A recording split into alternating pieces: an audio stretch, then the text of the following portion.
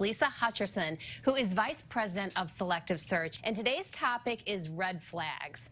This just never seems to go away. What advice do you give people about red flags? Right. How much time do we have? How many red flags are there, right?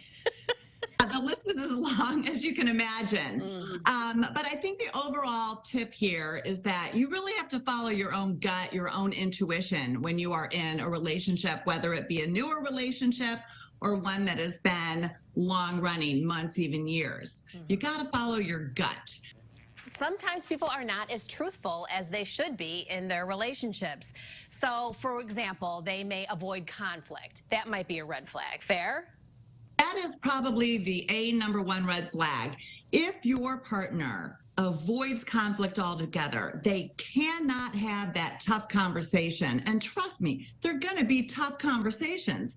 There's jobs and family and money. And if they're always sweeping things under the rug and they can't approach it, that is a red flag. And I think everyone needs to remember that when it comes to conflict, it should be you and your spouse against the conflict, not you and your spouse against each other. If somebody brings up the past a lot, that's a red flag.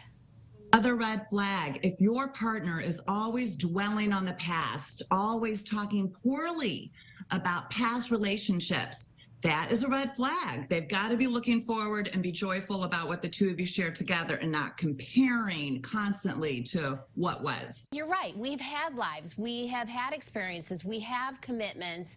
And when you're dating in this chapter, you know, it's natural to be busy and not be able to be at their beck and call. And I don't know why the expectation would be that way other than to identify it as a red flag.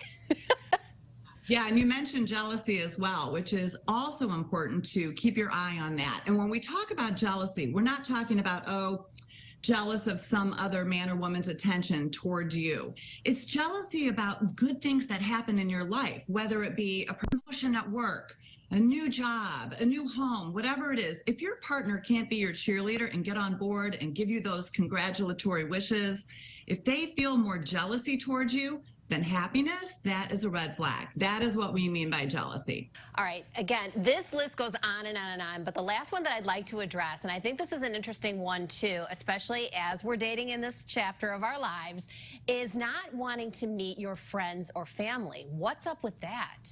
There's a selfishness to that, maybe a little bit of insecurity, but definitely a red flag. If your new partner, old partner, whoever he is, if he will not invest in your friend circle, your family, your children, if it's always all about him and he's always making excuses of why he can't be with your people, that's a red flag. That's also going to get old very quickly. So keep an eye on that. And that also brings us to the one tie that brings all these things together is that you have to listen to your own intuition. You cannot enable this situation and just keep going and again pushing things aside. You've got to listen to all these red flags and make a change. It's tough. At Selective Search, what you do is you're almost like a buffer. You're like our best friend as we navigate the dating world. Remind people a little bit about the service that they can expect when they engage you. Yes, exactly. You, in no other situation, can have a third party in the relationship with you. So that is really special. And when you work with a matchmaker, we say this is your confidant, your strategist. She gives you feedback. She's your new best friend, your therapist, your life coach. She's all things rolled into one to not only do that initial vetting so that you start off on the right foot with this new person, but we're going to stay in that relationship with you to make sure that it heads in the right direction. We'll always look for red flags too. You never know when they might appear. And as a neutral party, you're much better to identify those red flags than we are when our heart is involved. Lisa, thank you again and again and again, and I look forward to our next conversation.